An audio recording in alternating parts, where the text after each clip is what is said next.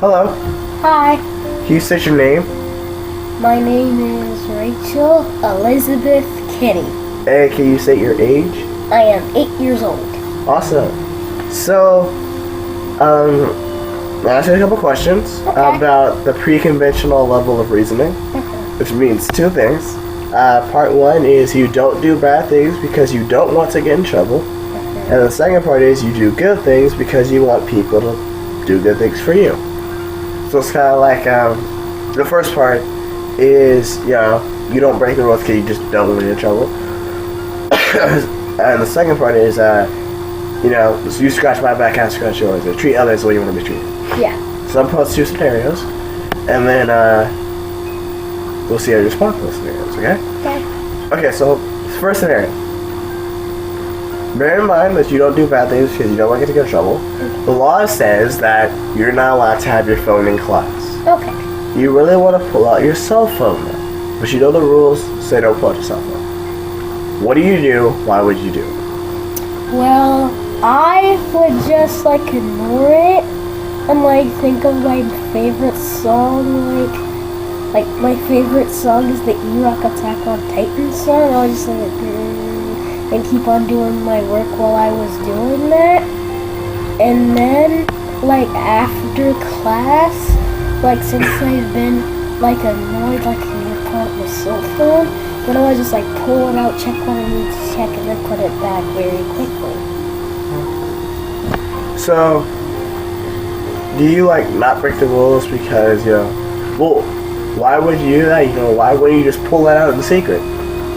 I wouldn't pull it out, because then the teacher would probably figure out, then the principal would figure out, and then, eventually, in some weird way, Dad would. Okay. So you don't want to get in trouble? No. Okay. So what if you were guaranteed not to get in trouble? If I was guaranteed not to get in trouble, I still wouldn't do it. Because I know it's the wrong thing to do and God's always watching me, so somebody always knows. And so you're still worried about getting in trouble? Yeah. Okay. Because then one day Dad's going to pray to God, and then God's going to tell him that Rachel did something bad in class, and then we'll get in trouble. Okay. So you're worried about getting in trouble more than you are doing something bad. Okay. And the second part, you do good things because you want people to do good things for you? So, let's say Christian needs help taking out the recyclables. Would you help him because it's the right thing to do? Or would you help him because, you want him to help you in the future? Well, I would help him anyway, because not about the helping in the future, I would even just do it for free. Because he's my older brother, he needs some help, I'll help him. Okay. So you don't believe in that second part, you just do it because the right thing to do? Yeah, and then if he pays me back anyway, I'll just let him pay me back. Or if I'm just really, really nice that day, I'll just say, no, keep it. Is there anything else that you want to say? No. Thank you, Rachel.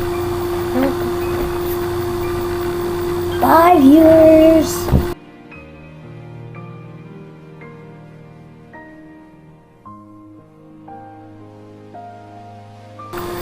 Hello. Hi. Can you state your name? My name is Portia Nicole Kenney. Can you state your age? 22. And what is your relation to me? I am your older sister. Okay, so I'm going to talk to you about the conventional level of moral reasoning, which is level 2. And there's two parts. The first part is you do good things because you want people to like you, and the second part is you follow all laws and rules and respect authority no matter what. So, I'm going to pose two scenarios, one for each of them, and we'll see how you respond to them, okay? Okay. So the first part, you do good things because you want people to like you. In this scenario, there's this guy that you find attractive who needs help with his math homework. How would you respond to that? And do you believe that your response would be influenced by him wanting him to like you, or other?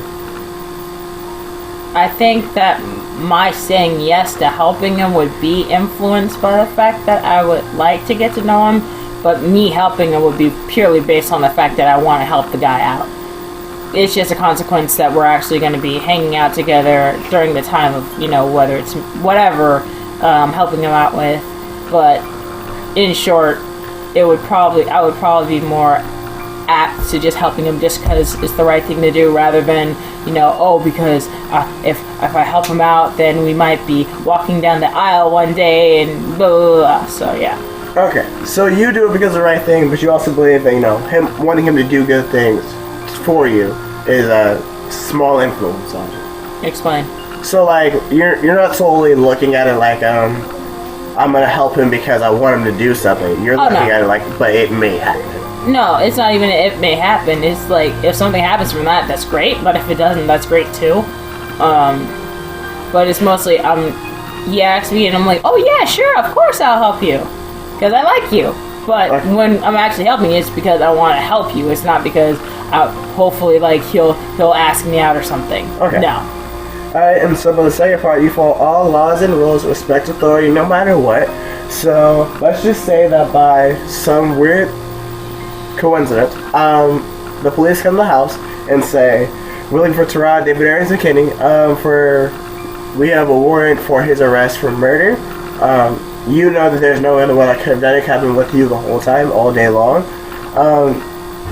What would you do? I would turn you in because I believe that there are certain rules and procedures.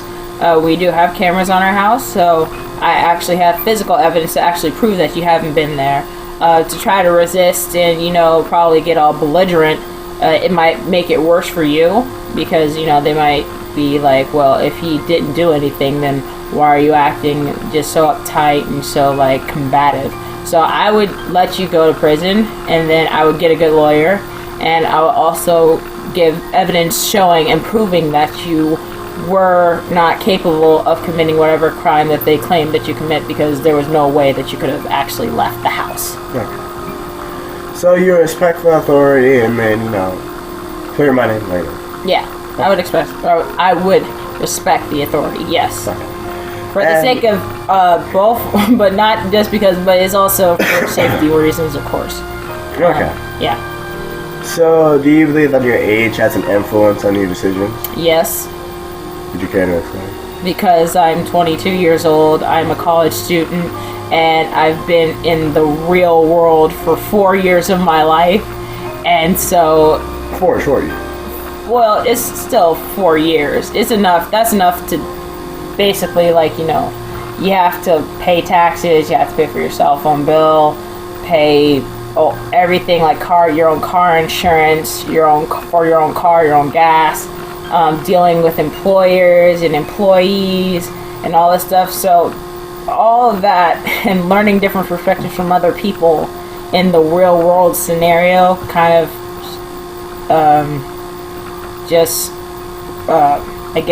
controls how I think about things.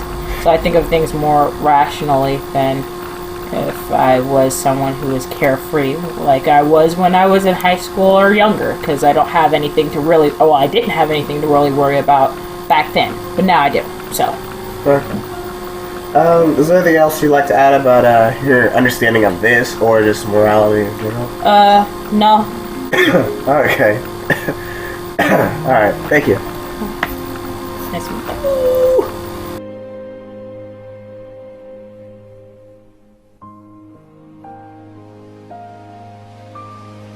Right? Hello. Hello. Can you please state your full name? My name is Roderick Christopher Kenney the First. Can you state your age? I'm 51 years old. And what is your relation to me? I'm your father. Okay. So, I'm going to talk to you about the conventional level of reasoning. It's one of the 3 stages in Kohlberg's 3 levels of reasoning. And there are 2 parts to that level. Stage 1 is you follow all laws and rules, but if you disagree, you can advocate to change them. And the second part is you fight for humanity, justice, and equality, and you intentionally disregard unjust laws and rules. So the first part, you follow all rules, but if you disagree, you advocate to change them. Maybe a scenario. Bear that in mind. So, in this scenario, you were charged with a murder that occurred in Sacramento. You've been in Vallejo the whole time, so you understand that there's no way in the world that you could possibly created this murder, but yet the world believes you did. The police come to you and they tell you, you're under arrest for the murder of X, Y, and Z, get in the car. What do you do? I submit to authority. I submit to authority because the officer is an officer of the state, and as a citizen, I have lent him or given him authority over me in circumstances related to crime. Of course, I would ask the question, what do you mean and how could that be? But at the point at which we move beyond the information and it comes to the point where he feels as though I need to be arrested, then I would submit to the authority. I would allow him to arrest me. I would ask for a lawyer, and I would go to jail. So you would follow the rules and laws and what's the word I'm looking for? You would follow the procedure, and then you would legally advocate to change and get your name cleared. Yes. Once I was arrested, of course, I would request a lawyer. I would immediately start fact-finding information to find out what exactly is the situation related to the murder. I would begin to seek documentation, and at some point at which I discover that there is something that I can do to help keep this from happening to other innocents in our society, then I would advocate for change. Because undoubtedly, if someone comes and says that I murdered someone in a city that I haven't been to, then it's impossible and something wrong happened. So if we're beyond the human part of someone just simply lying, malicious lying, and there was a technical issue or something to do with the computers or something like that, a name, cross-references, then I would advocate for change because it's only right. Okay. And so for the second part, you fight for humanity, justice, equality, and you intentionally disregard unjust laws and rules. So for this scenario, by executive order, religion has become banned.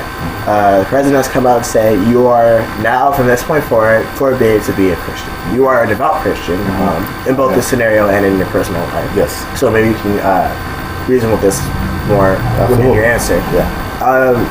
What do you do? By executive order, if my president decided to outlaw or ban religion in the United States, then I would not submit to his authority, because my president or the president of the United States does not have that authority. So it would be by definition an unjust law. Conversely, if my president came down and said, or he had a mandate that we would outlaw weaponry and that no one could own a gun, my visceral response is to reject it, but I would examine why. And there is no examination or no test that stands to outlaw Christianity or to outlaw religious freedom. But maybe there's a litmus test for maybe the outlawing of guns. Currently, there has not been any test that's been able to stand. Though our government is wanting to outlaw guns even now as we speak, there's no rational reason why that should be so. Because as we all know, the only gun that has killed or murdered anyone was in the hand of a murderer. Guns don't kill people. So given the executive order, there I believe constitutionally that there are things that the president or the Congress, they constitutionally they can vote or they can mandate. But there are some things that are beyond the scope of man and mandate. And religion is one. And so if the president, or the so-called, I should say, president of the United States deemed that religion was unconstitutional for some reason, then I would in no way feel compelled to submit to that. Okay. I would find that ridiculous. All right, so those are your responses to the two stages within that level of moral reasoning. Is there anything else that you would like to add? Maybe your understanding of the level or your understanding of moral in general? Just a perspective as a Christian, moral reasoning. And it's interesting because because morality is really a big buzzword nowadays. At one end of the spectrum, you have people who are saying that morality is an outbreak of Darwinism and this whole, tribal, trying to get along issue. And then there are those of us who believe that morality is something that is established outside of us. So morality is not a construct of something that we developed in order to get along with other human beings or to gain an advantage in a group environment, but morality is something that was placed upon us by an authority. And so I'm just concerned with even the idea of morality and an agreement, because in order for morality, in order for anything to be functional in a society of different people, we have to agree. We have to agree that pedophilia is not good. If we disagree, then we're going to have difficulties. And so when the moral law is something that's an outgrowth of the individual, then that means that my truth is my truth, which sounds wonderful. And your truth is your truth. That sounds wonderful. But when my truth begins to describe your truth as a lie, then whose truth is truth?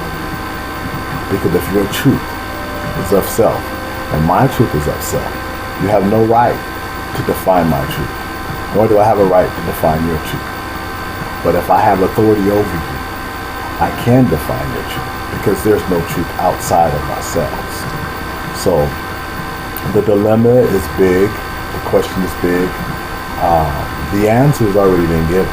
We understand it, but I don't think as individuals or particularly as a society we want to submit. Because what is morality? What is that? It's limitations. The submission to something that is beyond self, or should be beyond self. So I don't think that in our selfish society, like a 13-year-old, we don't want to be told what to do. And so when we talk about morality, it's easy to say, you do what you do, I do what I do. But that's not how it is. Right. And one more question. Do you believe that with your age has any influence on how you think about morals, how your morals may change? Absolutely. When I was young, when I was a teenager, I was so selfish and self-centered, as most teenagers are and should be. It's about self-examination, finding out who I am. I can't find out who I am by paying attention to you. So I get that. And in being young, there are times after an officer had come to me and asked me, or had insinuated or wanted to arrest me because I did something that I know I didn't do, all hell would break loose. And he wouldn't handcuff me because I would run away. There's no way I did it. That's a kid. But when you grow up and you learn that there's a process to life, there's a process to things, and you have to trust sometimes the process, that you can submit to the authority, and you can allow the authority to take you to jail, and be sure that your day in court will come. Doesn't always mean it's going to work out in your favor, but you have to trust it, because without that, we don't have society. We don't have democracy. We don't have a republic. So, as I've gotten older, I've changed immensely politically. I used to be really liberal when I was young, really liberal. Then I started having kids. It's like, well, would you like to state how many you had? Yeah, and then I started having 1, 2, 3, like 7 children. With the same lady? Yeah. 20? Yeah. Yeah, well, and it's interesting because even that, when I was 15, 16 years old, I never envisioned being married for an extended period of time. Usually, I get married, yeah, whatever. Yeah. Divorce is likely, just kind of, my parents were divorced, so it's just kind of where I came from, so it's just acceptable. Then I submitted myself to God, and I discovered who Jesus Christ was. And I began to see him high and lifted up, and it changed my understanding. So consequently, when I was married, I remained married for 27 years, as I am now. And I've had 7 children along the way. And my views of life, morality, love has changed significantly. I mean, the big thing nowadays is the gay mafia and gay this, gay that. Everybody's pushing gay. Everything you turn on TV is gay. It's ridiculous, but it is the truth. I think even gays would probably say, "Wow, what's the deal?" But it's interesting because when I was young, I was totally homophobic, if you can use that word. I don't think it was homophobic, just anti-gay. No phobia about it. Just didn't like any man. Well, it's interesting because we don't have an issue with the women, but any man,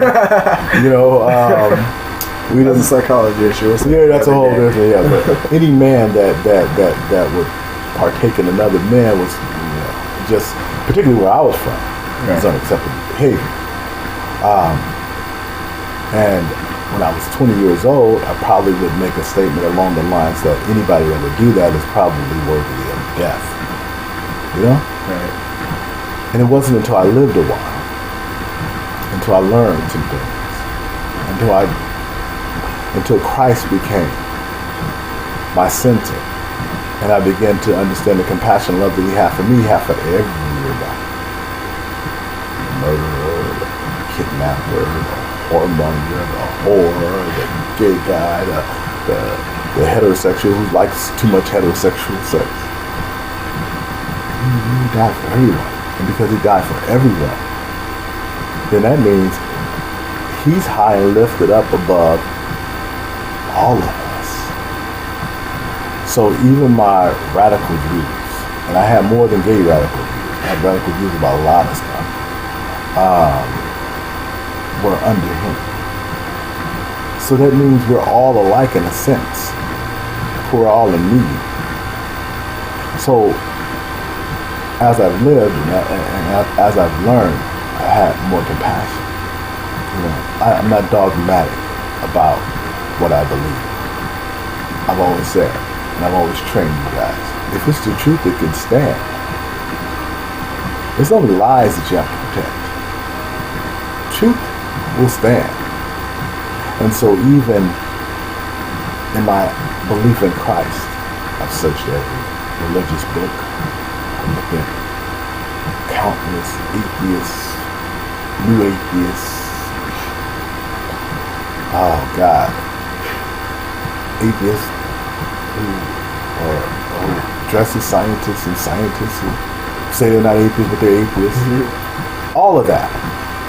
Any help for what ails man other than Christ. So, Christ is the great motivator for me. Christ is the motivator for me. He revolutionized my thoughts, my thinking, my understanding, and it is now today at 51 why I am no longer radical in any way. So age, religion, and moral. Age and religion affects your morals. Absolutely. I believe that. That's why grandparents tend to be a little calmer. They look a little freer with the kids. Because you live long enough, you recognize that this is a short life. And we fight over way too much. I don't have to agree with you at all. Well, matter of fact, I don't agree with a lot of stuff I do my own self. But it doesn't mean that I can't live it. It doesn't mean I can't love you. It doesn't mean I can't care for you. It doesn't mean I can't want to see the best of you. Okay, thank you, sir. Thank you. Wonderful. Wonderful. Thank you. All right. All right. 16 minutes.